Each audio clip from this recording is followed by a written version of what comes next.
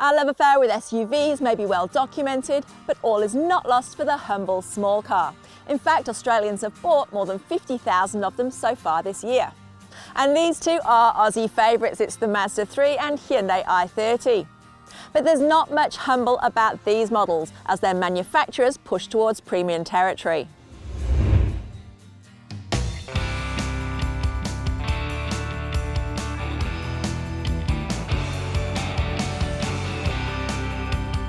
On test are two of the priciest models in their respective lineups. The Mazda 3 G25 Astina sits atop the new Mazda 3 range, while the new i30 N-Line Premium is Hyundai's take on high-level small car motoring, sitting one rung down from the raucous i30N. The Mazda 3 is almost completely all new. It's sleeker than its predecessor, has better features and increased safety technology, but its engines and transmissions are carried over from the old car. So it's the same 2.5-litre petrol engine and 6-speed automatic transmission that powers the new top-spec Mazda 3 G25 Astina.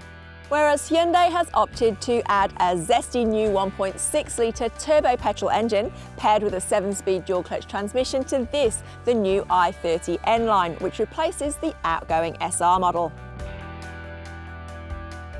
Hide the Mazda badge and you could almost be convinced you're in a prestige vehicle.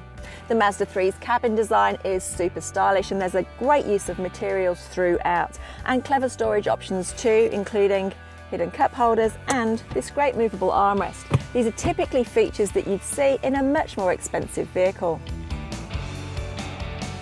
The i30 N-Line Premium doesn't have quite the same level of finish, however, the focus here is on sports-oriented design cues like this gear shifter.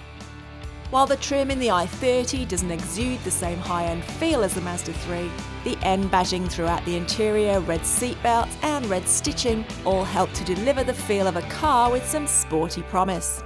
For audiophiles, Mazda has finally come to the party with Apple CarPlay and Android Auto compatibility. It's all driven through an intuitive rotary dial with sound emitted from an impressive 12-speaker Bose stereo system. And Hyundai also includes smartphone integration, but through a touchscreen interface. The i30's dash layout is easy to use with bold buttons which are clearly labelled. Size-wise, the new Mazda 3 is longer than the i30, but the length doesn't translate to either boot space or space for rear passengers.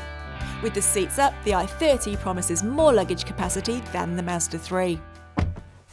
And it feels more spacious in the rear too, with plenty of headroom in comparison to the Mazda 3. And the addition of a large panoramic sunroof adds to the feel of spaciousness.